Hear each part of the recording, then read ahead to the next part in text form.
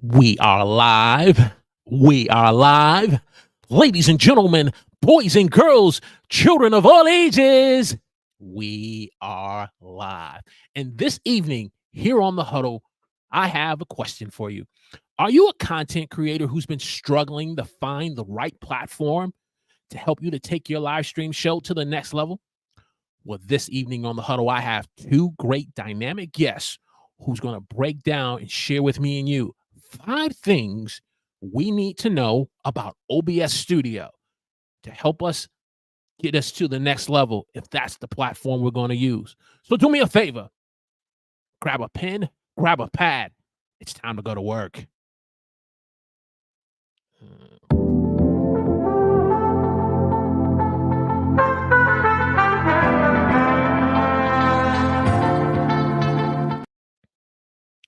Praise the Lord, everyone. Welcome to The Huddle. I'm your host, Walter Strong, where we share tips and tools on making live streaming easy for you as a beginner.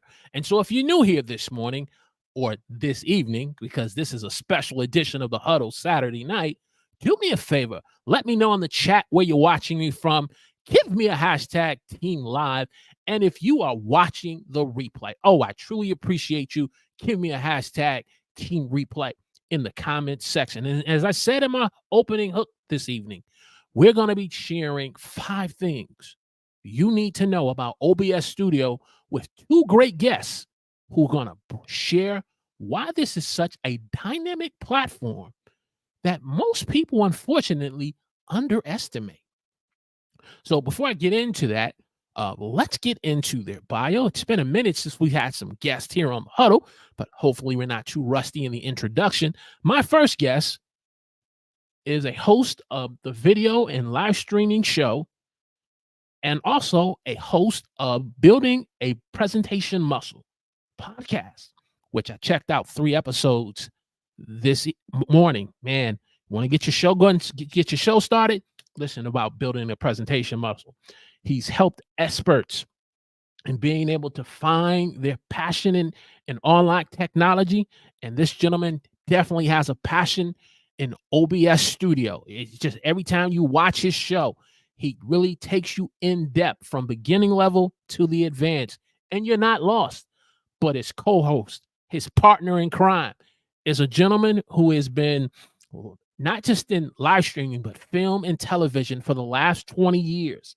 He's worked on with multiple live streaming companies, things from weird news to comedy, and award-winning shows. This evening here on The Huddle, I want to bring on 2 great guests, Mr. John Lacey and Mr. Sam Proof, to The Huddle. Good evening, gentlemen. Hey. Hi, Walter. Thanks for having us. Yeah, thank you. I am truly grateful. And those of you in the chat, let me know where you're watching us from. Give us a hashtag Team Live. I see Mr. Facilitator joining us here on The Huddle. All right, we are ready. And then I got my great live stream moderator, Florence Donald, in the house as well. Gentlemen, again, thank you so much.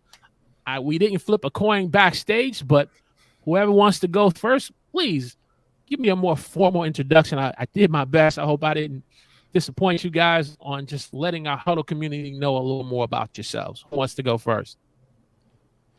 I'll go first. My name's John Lacey. I'm in Australia. That's where that accent's coming from, in case you were wondering.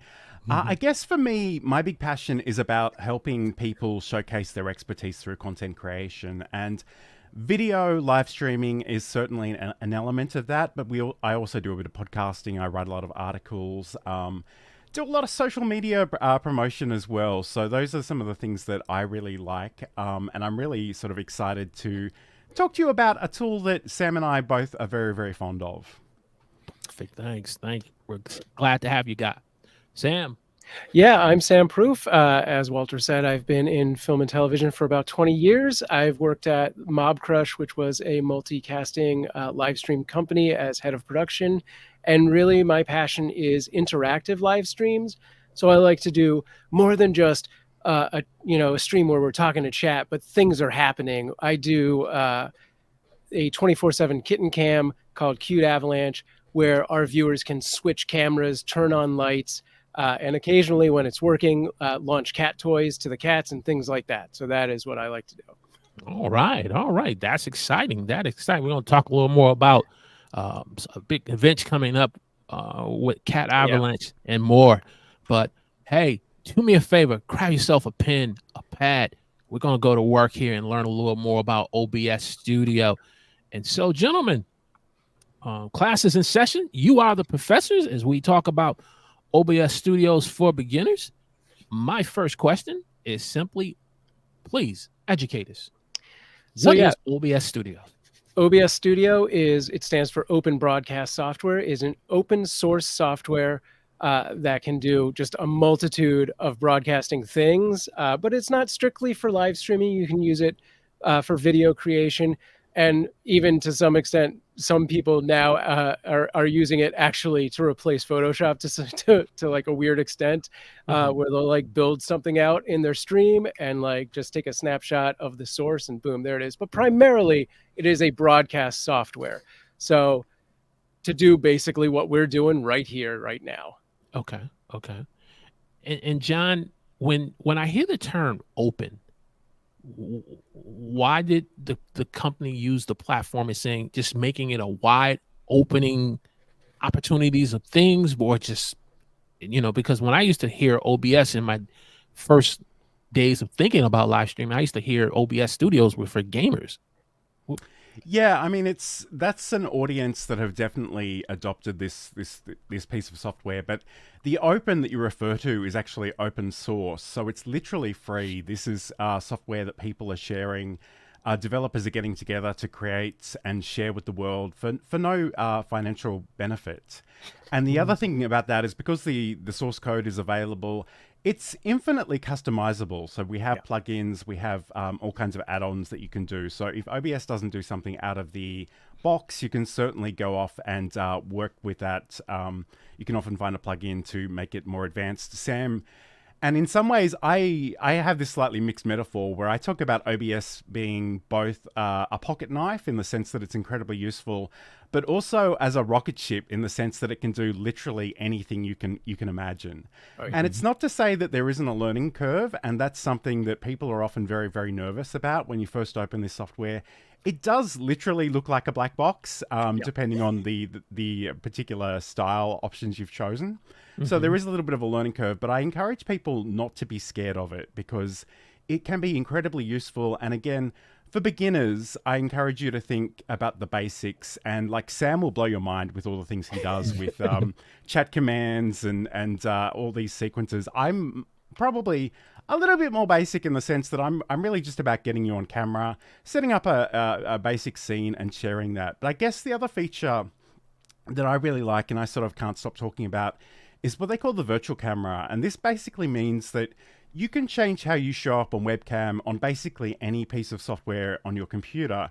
And, right now we're having this conversation in the context of StreamYard, but I'm kind of in front of a green screen 24/7. There's nothing good behind me, and I use OBS to sort of show how I'm presented here today. I can bring elements like QR codes and text and logos and actually bring different things into the frame. And I hope to give you some examples of that actually as we proceed. But I guess getting back to the heart of your question, it is literally open. Like it's free, it's open source. And, in some ways, you kind of mentioned before we went live that we were really promoting the idea of this, but this software is literally free. When we talk about it, we just talk about it because we think it's really cool. A lot of people will promote other tools because they're getting a commission or there's some sort of affiliate link. So I guess, that's another thing to keep in mind. And really just think about this as a tool in your toolbox. It doesn't necessarily need to replace anything you're already using. So if you're good to go, but I really would love to sort of explore some of the things it can do today. Definitely. Hey, if you have a comment, put a C in front of the comment. And if you have a question, put a Q in front of the question. We'll make sure we get those opportunities for those questions to be asked to John and Sam. I'll do my very best along with my great moderator, Florence, and my second moderator in the house, Tech Troublemaker, who's here as well. Nice. Let's move on. Question number 2. Who is OBS OBS Studios for? Is it primarily just for us live streamers, or can business owners use it? I mean, it's help me to be able to really find our target audience for individuals who are considering this platform. I mean, I would answer that with, who is it not for? Like, if you want to do video or live streaming, I think OBS is a great tool for either of those. One of the amazing sort of plugins that John and I both love that, you know, really makes OBS powerful for video production specifically is the ATEM vertical plugin, which allows you to have both your horizontal and a vertical feed at the same time. And you can do that to stream, or you can do that to record, or technically both. So if you want to be like, I'm going to do, you know, a video and I'm going to definitely convert part of it into a short video that I can put on TikTok and Instagram Reels and YouTube Shorts, I can be recording both formats at the same time and not have to worry about going in and like redoing everything and spending extra time with, you know, an editing program to do it. So really, anyone who's doing production, either live or VOD, I think can find usage for OBS Studio. That being said, it works better for some platforms if you are going live than other platforms. We've recently played around a lot with, you know, both TikTok Studio and Instagram Reels, Instagram Live Producer. And it's possible to do both of those things through OBS Studio, but it is a little more difficult than some of the other platforms. And it's interesting, Walter, you sort of mentioned that this is a widely understood piece of software in gaming circles. Yes. So we don't need to sell them on the benefits. For me, I really want to try and bring this free and open source software to more business owners, more educators, more business professionals, because it has so much power. And again, I come back to those three basic things that OBS does. So you can record local video. So if you wanted to just record a simple screen capture video in OBS, that's, you know, you can set that up in a couple of minutes time, hit a button, and, you know, that way you can send it off to the software company and tell them about the bug that you're experiencing. But of course, you can do sort of full production live studio arrangements. And finally, I guess that OBS virtual camera, which I love so much, it's such a great opportunity to change how you show up in Zoom or Microsoft Teams or Google Meet, really any piece of software. And I alluded to the fact that I'm always in front of a green screen. Even if you're not in front of a green screen, just the ability to have your logo on screen, or maybe you can talk about your offer, or you can have a PowerPoint slide that you can show. And in some ways, it's quite helpful because it becomes software independence. You can give that same presentation in Restream or StreamYard. You can do that in Teams. You can do that in Zoom. It can become quite portable in that sense. So I mean, it's certainly available for anybody to try. And again, we have this little bit of a tension on our show, the video and live streaming show, where I try to keep things really, really basic to not scare off the newbies. And Sam goes really, really deep and advance very, very quickly. So I guess depending on who you are and what stage you're at, you can reach out to one of us and we can sort of guide you through some of those things. Yeah. Well, I'll tell you, I'm sorry, Sam. I'll tell you, in watching your guys' show, being a complete newbie and not knowing anything about it, you guys are truly a great mix. Like you said, Sam can take you on the advanced level. You keep it on the beginner, but it seems like by you guys working together collaboratively, you're always willing to kind of answer questions that you're like, really? He's asking that? You make it feel like it's no question that it's too, inappropriate to ask. And I think that's so important about the mixture of you two guys. And that's the reason why I had to have you both on. I was like, I think I'm doing them a disservice if I bring Sam on without John or John without Sam. But I'm sorry, Sam, go on. Oh, no, my lights just went off. It's a timer. No, I was just going to say, I think John really filled in the gap on my thing, which is if you're using a webcam at all, there's an opportunity to use OBS Studio. I specifically, inspired by Saeed, who's the facilitator in here, created a sort of elevator pitch to who I am. So when I meet someone on a call, I have like, 20 seconds of like, I can run through these things and all of these elements pop up. Like my name comes up and then it goes off, and like, some stats pull in from the side, and then like my views from YouTube come in from the bottom, and all of those sort of things. And that's just for a Zoom call where I'm like trying to pitch to a brand. Okay. Hey, this evening we're talking about 5 things you need to know about OBS Studio as a beginner. And so if you're just joining us, let us know in the chat where you're watching this from. Give us a hashtag Team Live. And if you're truly watching if you're watching the replay up to this point, I want to say greatly appreciate it. Give us a hashtag Team Replay. Click that like button for us. Give us a thumbs up. Share this on your favorite social media platform to that individual know who they want to take their live stream show to the next level. Let's move on to question number 3. What are some, like, again, we're live streamers where we pretty much use StreamYard, and you guys using not just OBS Studios, but you were sharing backstage and how you can incorporate OBS Studios. What are some of the most popular ways that people underestimate about this free software? I guess in some ways, and again, I like to be fairly nuanced when I talk about these things, because if you're in a piece of software like Restream Studio or StreamYard, they're very easy to get started in, and they will give you certain constraints in terms of layouts and in terms of transitions and ways of working. And I think for a lot of people, if you're happy to live within those constraints, that's awesome, and you should embrace them, and you should learn those tools really deeply.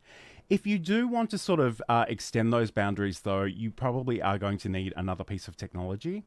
And, I've sort of alluded to the fact that I'm always in this this virtual camera option. And for me, I'm in front of this green screen, and it sort of gives me the ability to do cool things like this. So I can press a button and I can show you, this is obsproject.com, which is the official website of OBS Studio and the place to download it for if you want to do that.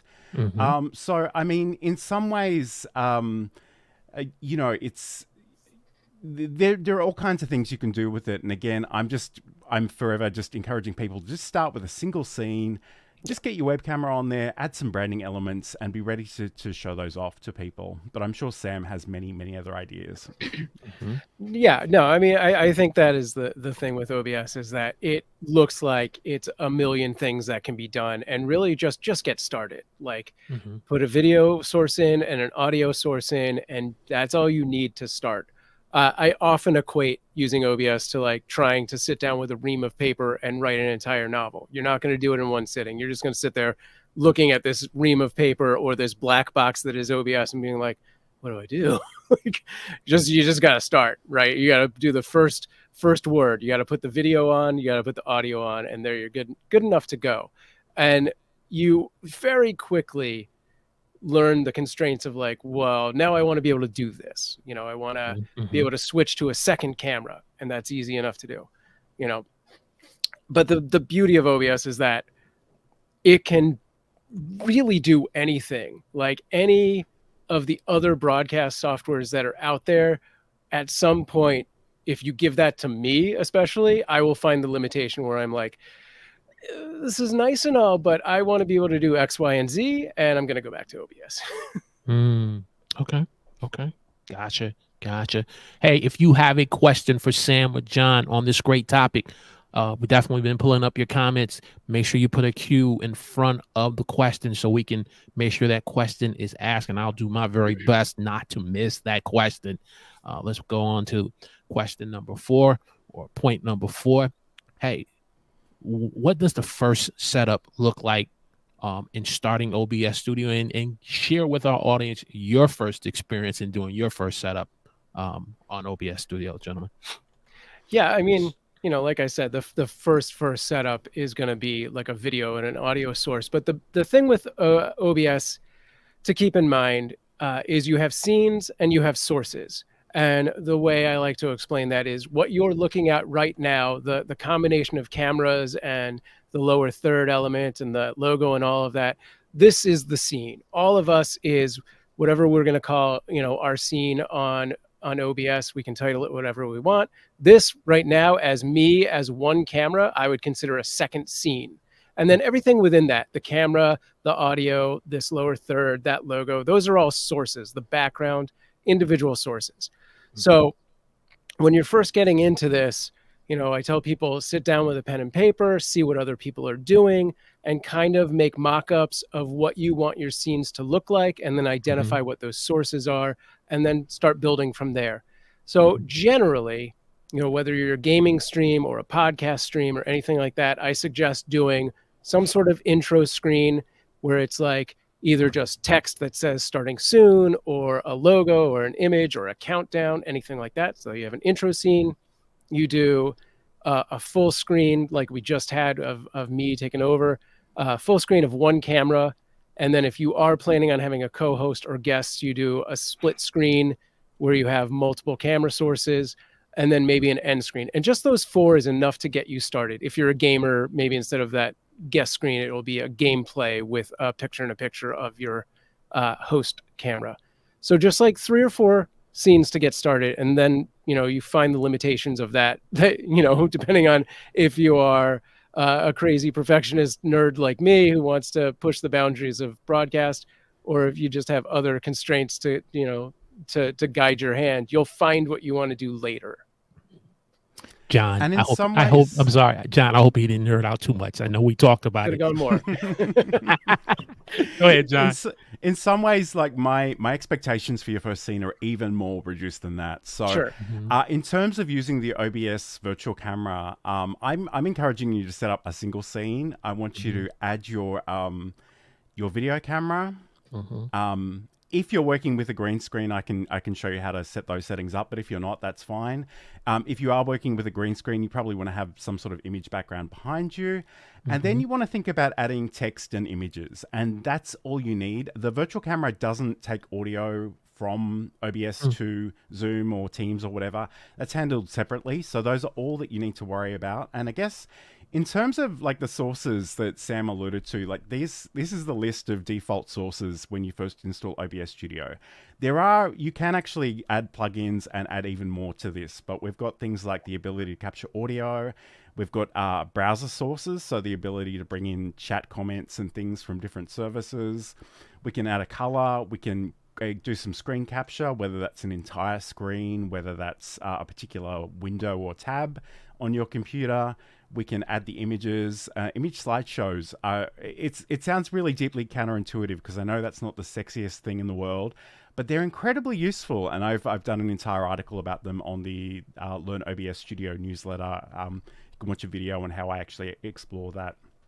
And of course, we can grab the video capture device, which for most people is just going to be a camera of some description. It could be a webcam. It could be a DSLR camera. It could be something via like a cam link, for example. So it really, I encourage people to think really, really simply. And again, I love the idea, like Sam alluded to that whole ream of paper thing.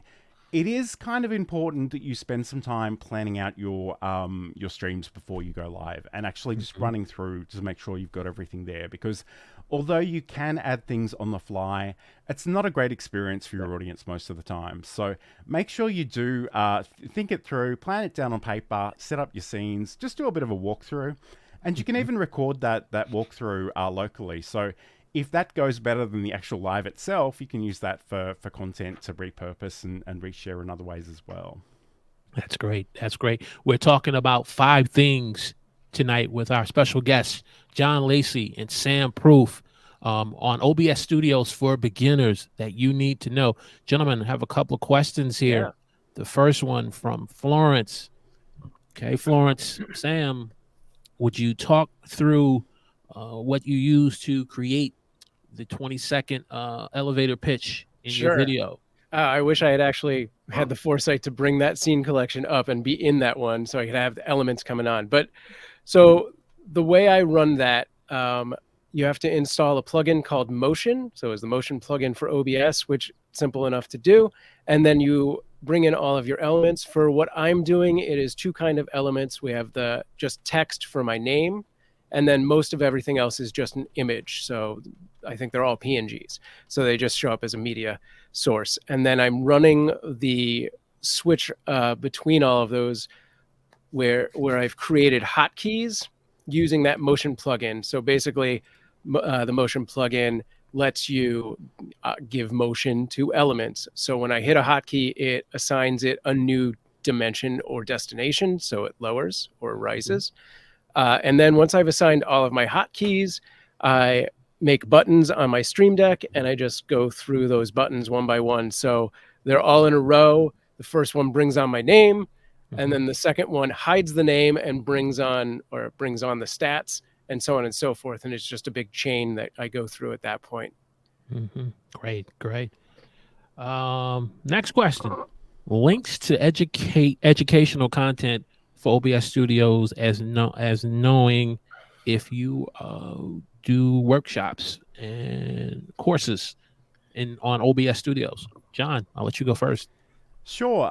Well, if you want to, and I'm just looking at this option in StreamYard. So, but essentially, if you go to johnlacey.com/OBS news, so OBSNEWS, that'll actually take you to my LinkedIn newsletter called Learn OBS Studio. And I do have a number of articles with matching videos. So I can actually take you through some of the things that I encourage people to do in terms of getting set up in OBS Studio. Obviously, we do a show together called the Video and Live Streaming Show that's on YouTube and Twitch and LinkedIn and all kinds of places. You can head over to our websites to probably find out the best way to catch up with that. I mean, there is lots of content on YouTube. A lot of that content is really aimed at the gaming audience, but that's not to say that it won't also include things that could be helpful for you as well. So again, even if after this, search for the OBS Studio Challenge, and that is literally me showing you the process of creating that very first scene. So, adding the camera, adding the graphics elements. And if you only want to sort of use it in Zoom or Google Meet or Teams, that's probably all you need. So again, we talk about the power of this software and really just deciding what you need right now and being open to maybe learning new things later on, but not feeling like you have to take on every inch of it, because most of us never will. It really is so incredibly powerful. We can just stick with the things that are useful for us. Yeah, like there's a million things you can do with OBS that you never have to. Gotcha. Hey, we're learning some great stuff here on 5 things you need to know as a beginner for OBS Studios to take your live stream show to the next level. Do me a favor, if you're enjoying this content, click that like button, give us a thumbs up, share this on your favorite social media platform.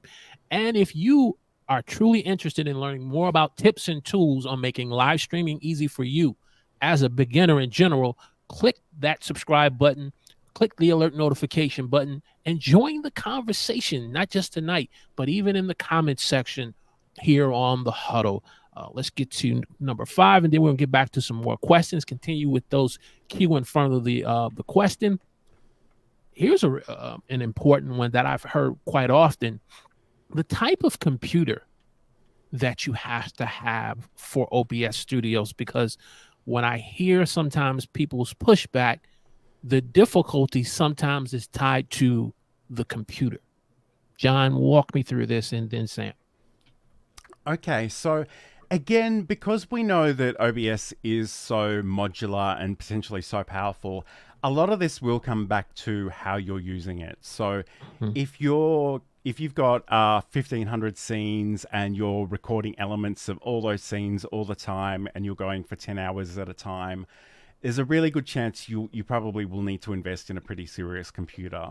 Okay. That said, I do have the stats, sort of the system requirements from OBS themselves, and I'm going to press a button. Let's just see if this works. Okay, so and again, because it's open source, it works on Windows, Mac OS, and Linux or Unix. The requirements are a little bit different here, but essentially what they're recommending is that you have a DirectX 10.1 compatible GPU, so that's the graphic processing unit. I must admit, my old computer didn't have a graphics processing unit as such, and it was okay for most things. I did subsequently upgrade to do more with it, but we are looking for sort of Windows 10 or Windows 11 specifically to run the latest version. Again, I'm not a Mac person as such, but the Mac OS requirements, they're recommending an Intel or Apple Silicon CPU. an OpenGL 3.3 compatible GPU, and Mac OS 11, which is Big Sur, or a more recent operating system. So, and again, I don't spend a lot of time with Linux or Unix, but they're also looking for an OpenGL 3.3 compatible GPU and Windows X system, or Waylands. But again, it just depends on what you can do. And I think what I would encourage most people just to start simply and see how that goes, because in a lot of ways, it's really important to practice anything you do to get better at it, and just to get some feedback and see how that goes. So if I sort of mentioned before, if you arrange your scenes, you're ready to go, you know what your presentation looks like and acts like, you can just record that locally and just see if that's doing everything you want it to do. If you're finding that it is struggling a little bit, my older computer did struggle a little bit, and I bought a new one in the last month. You know, you may need to consider that. You may need to make some compromises in the short term.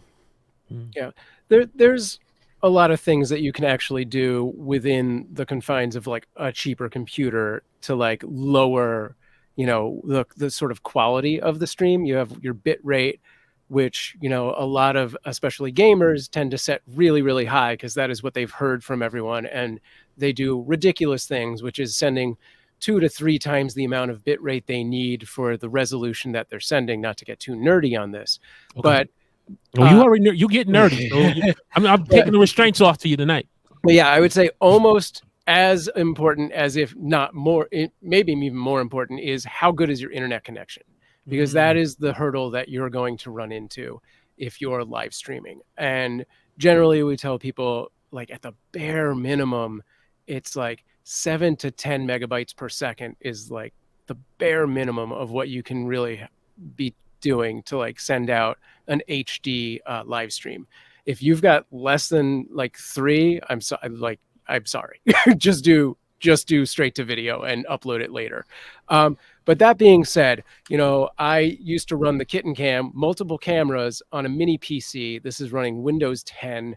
It wasn't doing a complicated stream. You know, it was just 1 or 2 cameras. I didn't have a lot of other stuff running at the time. It was literally just OBS was the only software going. But this did it. You know, it wouldn't go for as many days straight as the power tower that I have now, but this would run 24/7 for like a week, until it was like, I think I need to crash now. And I've seen builds where people do like Raspberry Pi 4s and stuff like that. So almost any computer can do it. I've done it off laptops. The big difference between Mac and Windows is they save things differently. So unfortunately, you can't build something out in Windows and then import that, you know, profile and scene collection into a Mac. It's not gonna. It'll do like 50% of it, and then you have to rebuild the rest of it. So it's not 1-for-1, which is unfortunate. But also, when I talk about on-screen text, Windows uses I think it's called GDI plus for its text generator, and Mac uses a different sort of codecs to create text, and it's more limited on the Mac. So Windows has like a full suite of like, you can do shadows and outlines and change all of the things as colors, and then Mac is like, you've got text. All right. Hey, Florence has a question here for us, for you guys. Would you consider using multi-action buttons on the Stream Deck for the series, for that series? What's the reason to keep them separate? Yeah, so this is in relation to my elevator pitch, and it's really just a matter of timing. So, you know, I'm literally like referencing what I'm saying in these things. So if I did like a multi-action, it would just kind of have its own built-in timing, and it would just kind of go, and I'd have to hope that I hit the beats right, or I'd be like, and oh yeah, now my YouTube views, blah, blah, blah, blah, blah. So yeah, it's strictly a matter of timing. On the Kitten Cam, I have multi-action like functions that will blow your mind. Like on the Stream Deck themselves, they're 10 deep, and then they reference a chatbot that is like 20 commands deep. So yeah, I love me some multi-action functions, but not for that particular purpose. Gotcha. And I guess the other thing, a couple of things from on the back of what Sam just said, there is this thing called the Move plugin, And it actually just lets you animate anything in your scene, and you can sort of say at the beginning, move this thing, and then 2 seconds later, move this thing. And in that sense, you're only turning on a single button on your Stream Deck to get that going. But the other thing too, and I sort of thought about this when we had that earlier question, is that you can literally go off and create a video in any other piece of software, whether it's CapCut or Camtasia or whatever you happen to be editing with, and just play that within OBS Studio as well. The only thing to keep in mind is that if you're recording or going live, then in that case, it will capture the sound. If you're using the virtual camera, they'll see the visuals, but they won't hear the audio. So you might need to think about doing that separately. Yes. Okay, definitely.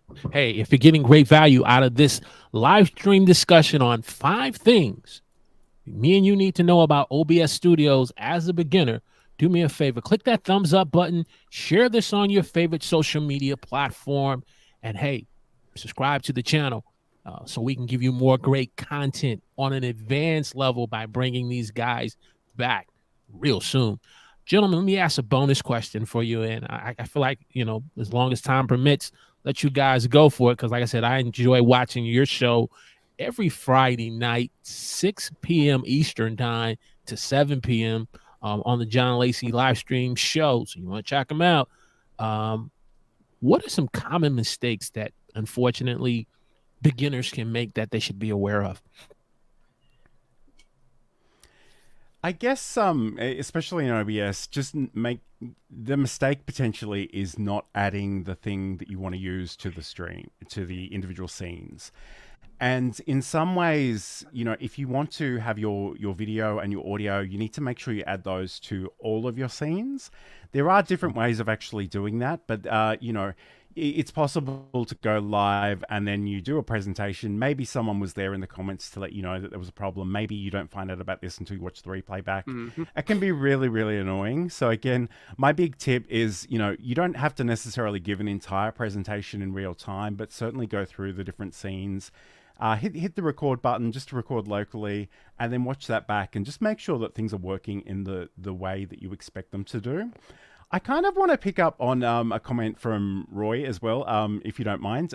So Tech Troublemaker, he says he has run OBS on the Mac and it works, but he prefers other options. And I think in some ways, we really don't mind what you use. And I think I encourage people to think about it as just another tool in the toolbox. And it's going to work well for some people in some circumstances, but it's not necessarily a replacement for anything you're currently doing. It could be a supplement. I know, and I'm sure Roy mentioned this to me at some point in the past, but I know he was playing with the Atom vertical plugin with OBS at one point. And the great thing about that is I can set up my scenes and I have the vertical version and I have a horizontal version. And I can actually record those together. I can throw them into my editing software. I can cut them up and add my captions. And it's actually a fairly efficient way of making sort of YouTube shorts or TikToks or Reels. So it's in some ways, I think OBS is almost a victim of it doing too many things that it's almost hard to encapsulate what it could do and where it might fit. But, just keep an open mind and just know it's completely free. So it's not going to cost you anything either. Yeah. Okay. And I will say that I am a Mac person born and bred, but I did build out a PC just to stream with OBS because it's just slightly better. It's like a better experience. But I've done plenty of Mac OBS streams, and those were on laptops. And it's just knowing where the sort of boundaries are. I feel like with PC, there's no boundary whatsoever. And with, a Mac, especially a laptop, you are going to run eventually into either a CPU issue or just a thing where you're like, just want this text to be better. Gotcha. Hey, put a Q in front of your question so we can make sure we can get it up before we bring this train into the station. John, Sam, I'm one of your biggest fans of your live stream show. Again, 6 p.m. Friday night, Eastern Standard Time.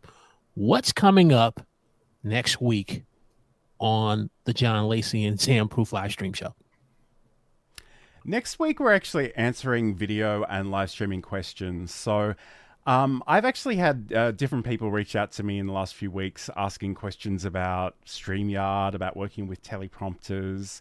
Yeah, a lot of people start with some simple tools and they love them and they work really well for them, but at some point they kind of want a little bit more control, a little bit more ability to do more things with those. And in some ways, when you start with simple software, you've got to either embrace the technology or look for a workaround. So and to be honest, we're open to questions about anything video or live streaming related. So if you do have those questions, please just let us know and we'll attempt to answer them next week on the show. But that essentially is the plan for the show coming up.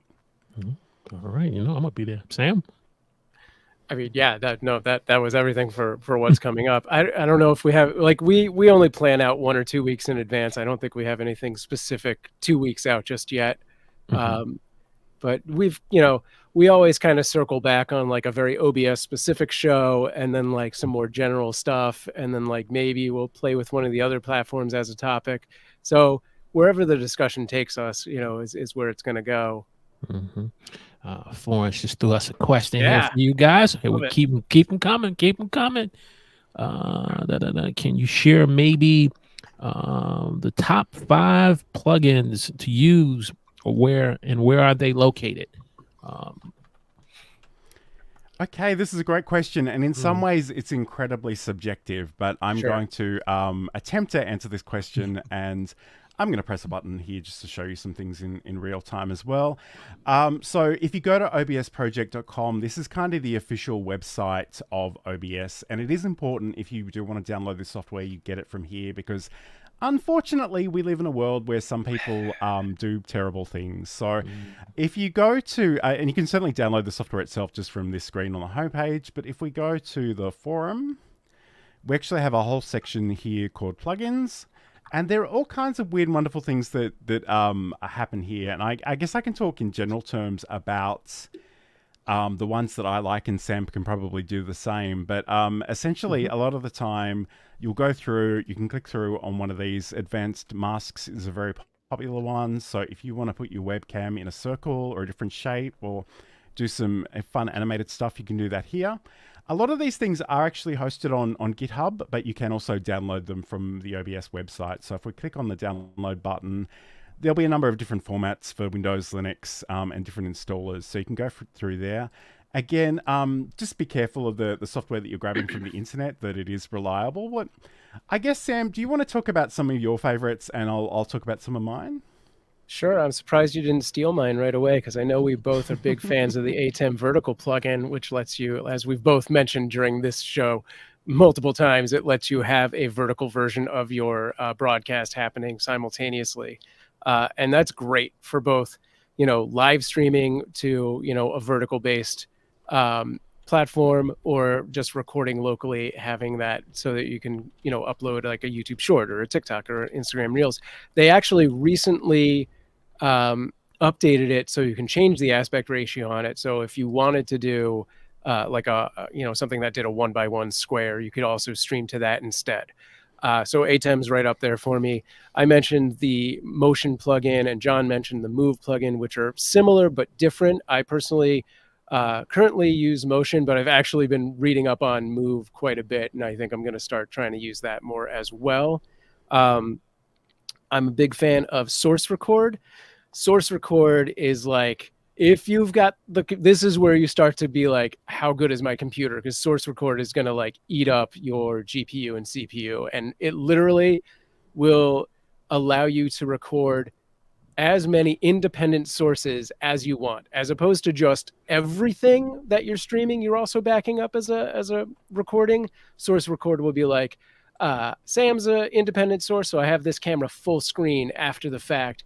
Walter's an independent source, I have that full screen. John's an independent source. So if I wanted to go in with like, a full editing project, I could be like, I'm not now constrained to what we actually did live. I now just have all of the raw footage and can do what I want. But again, that will increase the load on your CPU and GPU considerably. So you do have to have a better computer for that. And that's actually the reason I bought a new computer, was because I wanted to sort of capture my camera separately from my screen capture, from a few other things as well. So, and in some ways, I love doing live for the interaction with the audience, but I really love editing video as well. That's something I really enjoy. And the ability to have these things separate is really, really beautiful.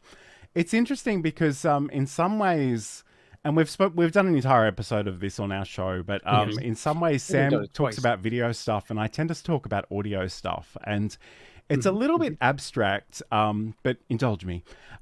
Sure. There's this thing called the OBS ASIO plugin, and I think ASIO stands for Audio System Input Output. And the thing that does for me personally is I have an original Rodecaster Pro, and it lets me bring in my audio devices as separate inputs into OBS. And that way I can record them separately. I can have things on different scenes. So in my first live stream show, I would have an opening sequence where I would play some music from the sound pad on the Rodecaster. And during that, and it would animate with some of those other plugins. And that was really cool because while that was happening, if I'm nervous, if I'm coughing or muttering to myself, my microphone is not live.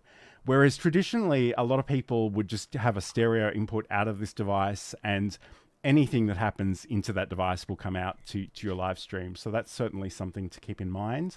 But we've got that one. We've also got the Wave Visualizer, which is sort of that old-fashioned, you play some music or some sound and it'll animate on the screen. There are a few other ones in that realm that are really useful, but certainly in terms of, and I'm going to hopefully kill a few birds with one stone here. I'm going to press that button again. I'm hearing a lot in the chat about beginning information. So this is just trust me, I already had him queued for you, so I'll pop him up right now. So shameless plug for my newsletter, Learn OBS Studio, and if you want to read, this is a great place to go. And each of these articles does come with a video as well. But certainly getting back to what Sam was describing a moment ago is this Atom vertical plugin. And it is really cool. And at the time it was first released, there really wasn't a way of doing vertical and horizontal at the same time. And you can literally build out these scenes. You can have them cropped in different ways. You can have different colors. You can have the same elements in both. You can have different elements in both. And I haven't done it in a while, but what I used to do was actually record myself during our show, and I'd just leave just enough space at the top of the video to include Sam's isolated recording and throw that in there. So that is I can't overstate how cool this is, and it's literally free because that's just how this community of developers seem to roll. It's that, and in some ways, it's that open thing that I love about this software most of all.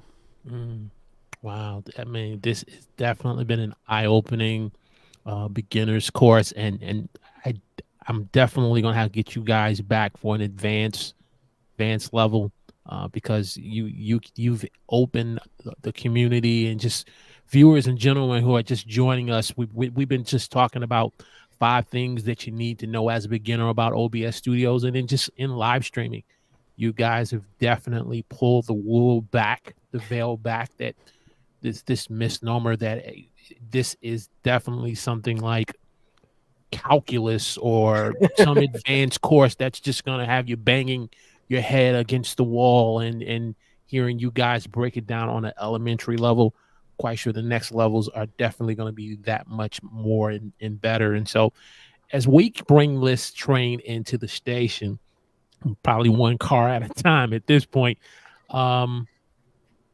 where can people find you, Sam, and learn more about the Kitten Cam? Let us know about the upcoming Super Bowl and all that good stuff.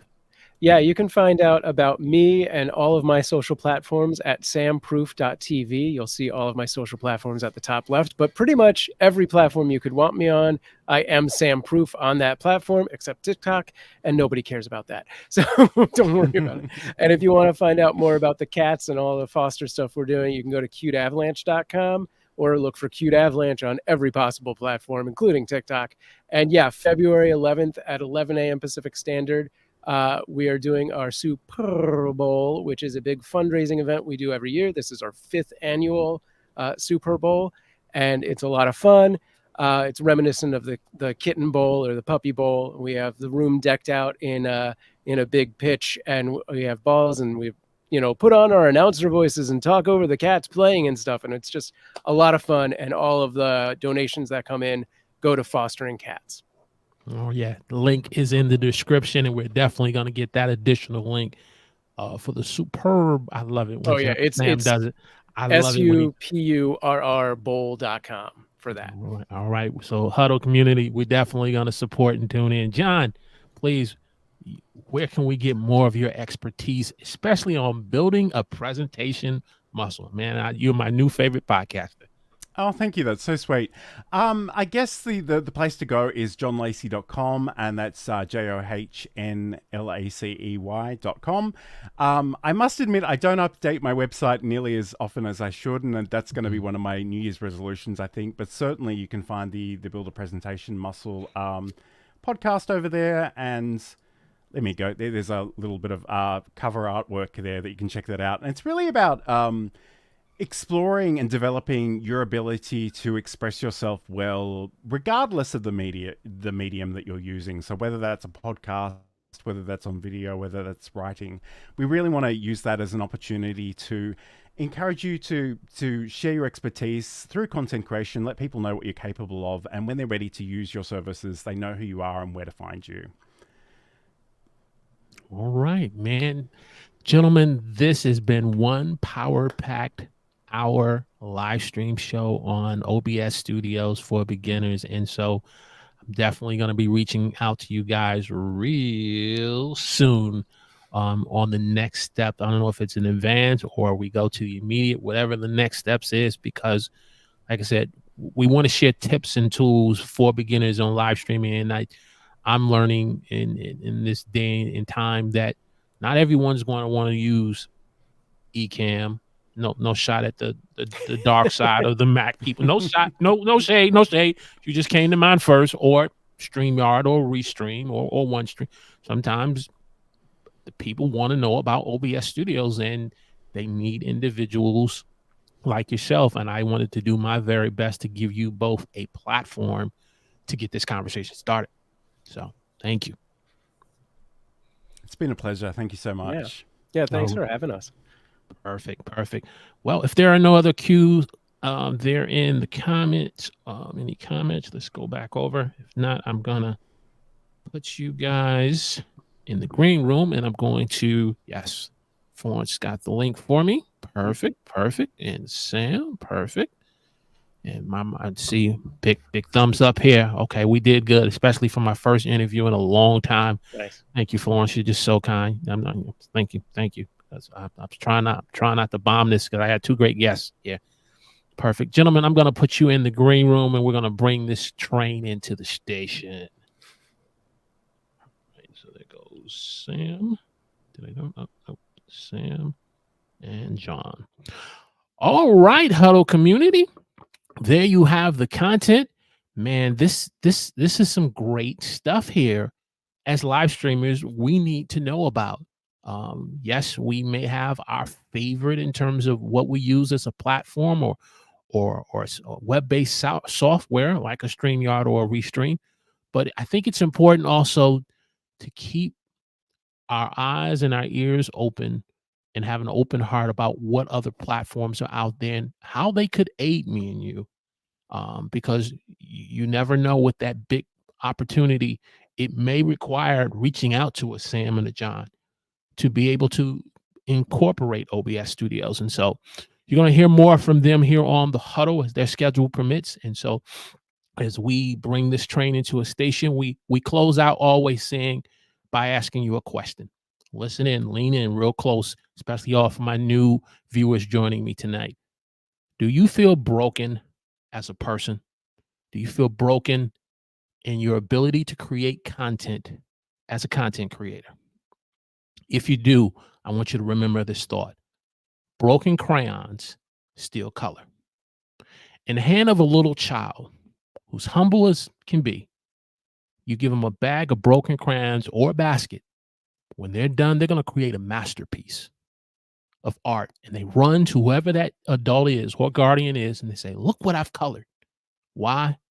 Because broken crayon steal color. So what am I saying to you?